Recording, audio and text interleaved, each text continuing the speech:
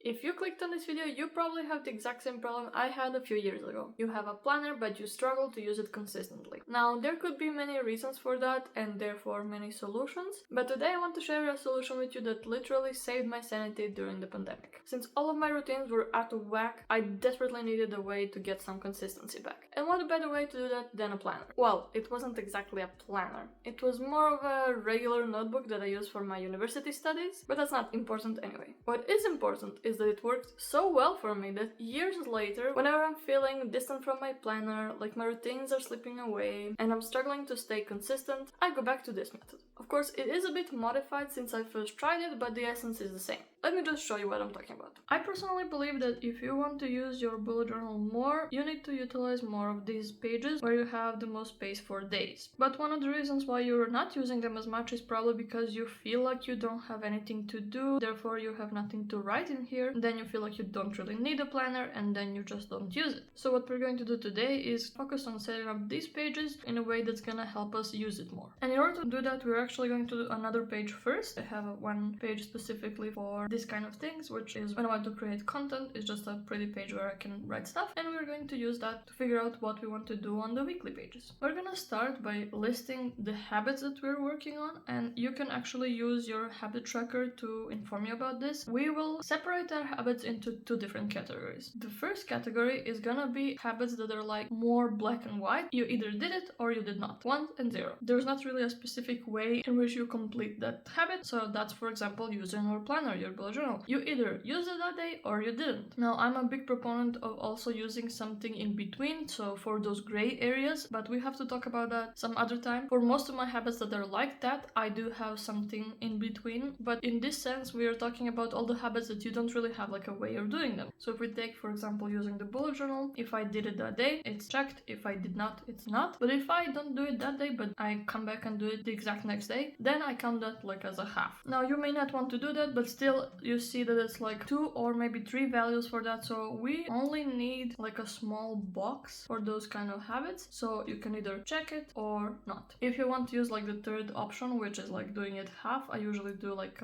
half circle. And yeah, these two can look sometimes very similar, but trust me, when you feel it, it's obvious. I also sometimes use like a full circle for the whole thing and then half circle if I only did it half. That is one type of habit, and then we have another type of habit where you have like a real way in which you achieve it, which is going to be, for example, exercise. You could have gone to the gym, you could have gone biking, maybe you did swimming. You could just also do it like this to check it or not, but maybe you want to do it in a different way to see which thing you did which day. So these are things that we need like a bigger box like this, and in this box you can write what you did. So we are going to take all of our habits and put them in one of these categories to see what we need for the weekly pages. In my case, I already know for bullet journaling it's gonna be this. Then I have morning routine, but for me the only thing that matters is whether or not I put SPF, so that's what I'm going to write, so just SPF. Then I also want to track my anxiety and mood, which I do have a mood tracker, but I also want to write it in my weekly pages, and because I use numbers 1 to 4, this is going to be the best way to track it, so I'm gonna write mood and anxiety here. Next thing is fruits and veggies, and I'm going to put it into this category because I want to see which thing I ate which day, especially because I want to see if I'm doing enough variety, if I'm having different types of fruits and veggies, so that habit is going here. One more that's going here is going to be German, again, because I have different ways of achieving my habit for the day. I can watch a show or listen to podcasts in German, or I can do all 3 of my quests in Duolingo. If I want to know which thing I did that day, I'm going to write it here. Next thing I'm going to write here is steps, and I'm going to write it in this category because I can write how many steps I took. I can maybe even combine it with something else, so I'm going to write it here. I'm also going to write exercises. That's exactly what I'm talking about. Maybe I will combine exercise and step in some way, so I'm going to write exercise. Then I'm going to write cleaning, which is not really a habit I do every day, but I do like to see if I did like a little bit of something every day for cleaning my house or doing some light organization for the day, so I'm going to put it here. And last thing I'm going to put on that category is self-care, because I do also want to see when I do certain things for myself, whether that's doing my diary or maybe I'm doing mask or something, so I'm going to put it here. Now, we have all the habits here, we also have the mood and anxiety tracker, so now we're going to talk about what else we could track, and the key here is to think about what you already do in a way. I thought about it a lot, and I think I want to do 3 different things. The first thing for me is going to be working on on some project. So this can be a couple of different things. If you're an artist, it could be working on your art in a way. For me, that would probably be bullet journaling or maybe even painting. In my case, it could also be editing my YouTube video or doing something for the social media. But for you, it could be maybe you're renovating a part of your home for a period of time. Maybe you are working on a painting, or maybe you are crocheting and working on a project, or maybe you're reading books and that's your project for the day. This is basically something that you want to do a little bit of every single day. And in a sense, what you did a couple of days before is connected to what you're doing today, so it's flowing. It's not really one single thing and it's not connected to anything else. Next thing I'm going to put is running an errand. And I'm putting this because I've noticed that after work I often go and do a little small thing here and there. I usually go a certain shop and buy something that we need. Maybe I'm just going to grab a few things from the grocery store, or maybe it's from the drugstore, or sometimes it's not related to buying, it's something else, but I'm going to write it down because I do it often enough that I have something to write for it. When you start tracking these things, you actually see how often you actually do it. It's often more than you think. Last thing I want to do is kind of combine a couple of things, and let me tell you why. I'm looking at my life right now, and what usually happens is during the week we usually don't really have much time after work, so we either go run an errand, maybe we go for a walk, or we go to the gym, and then on the weekends we usually go hiking or we go visit something, for example the zoo, where we get a lot of steps in, and basically that counts as an exercise for us. Or maybe we go to a lake and then we swim, so that's both of them are exercise. Or we go with the bike somewhere, so that's also exercise. So in my mind I want to combine steps, exercise, and things we visit. So I'm going to write it in a sense of like exercise or visit, and I basically explained why I want to combine them. Maybe for you, you want to do it separate because maybe you also exercise on the weekend, so you need a separate thing for exercise and separate thing for when you go visit stuff. But for us, I want to combine them. Okay, now that we have all of these, basically what we want to do is I want to take this and somehow build them into our daily or weekly pages. In my case, you see that I have 4 things that are like small box. We have 2, 3 that are pretty big, so maybe like the whole row, and then we have 1, 2, 3, 4 that are also this shape, but maybe we need a little bit smaller, maybe we don't really need as big as for the other 3. So what I'm going to do, I'm going to take a ruler and we're going to build this into our weekly, and I'm going to use this next week as an example. So what we're going to do first is I'm going from bottom up because I really like to have the top part still for planning, and we're going to take a little bit of space from here and draw a huge line right across it. And I'm using a green color because it's easier to see it on these pages, because I usually use the black one to fill it, so I really want to still see everything.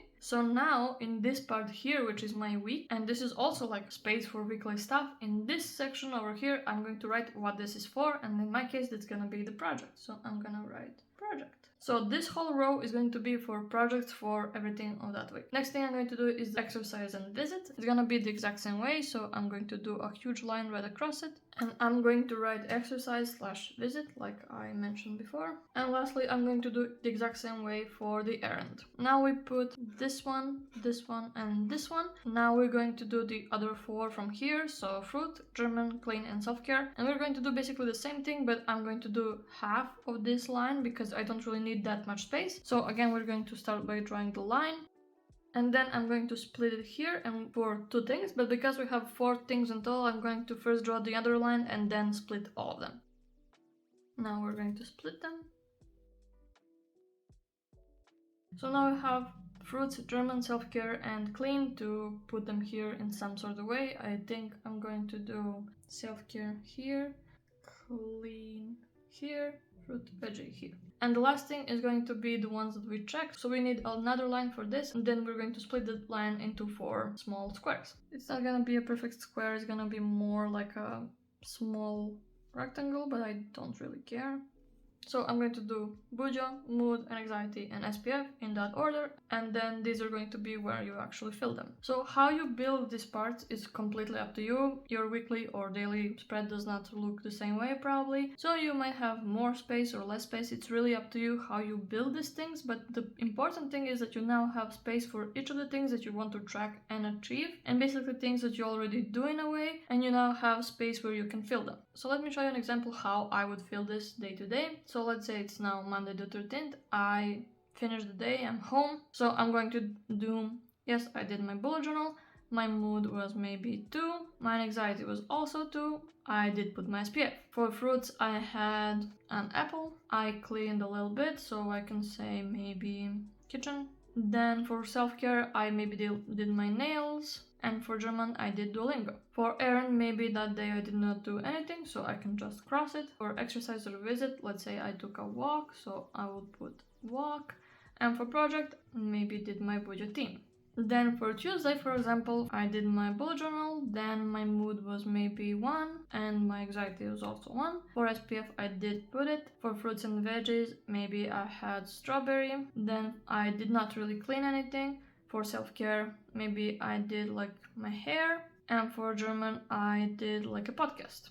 Then for an errand, I didn't do anything, but I went to the gym. And for the project, maybe I did a little bit of editing for my YouTube. So I would fill all the other days this exact same way, and you can see how easy it will be to fill all of this. The best part about this is that you only really need this page to fill, so you don't really need to flip back and forth from other pages, and this can stay open on your desk, and then you only need to fill this page, and then maybe on Friday or Saturday you can copy stuff from here to, let's say, the habit tracker or the mood tracker or whatever else you want. One more thing I want to say about this, you see that I used the pencil here to fill it because this was just an example. I'm going to now erase this and then use it when these days come. But you can actually use a pencil to plan what you have to do for each thing. For example, let's say that you have a project due to Friday, you can write it here with a pencil before, so that you can also use these parts to plan as well as actually filling it afterwards. You can write project due, so you can say, let's say your project is for school project. Same thing could be said for errand or even visiting. Let's say that for Friday again I have to go grocery shopping. I can put it here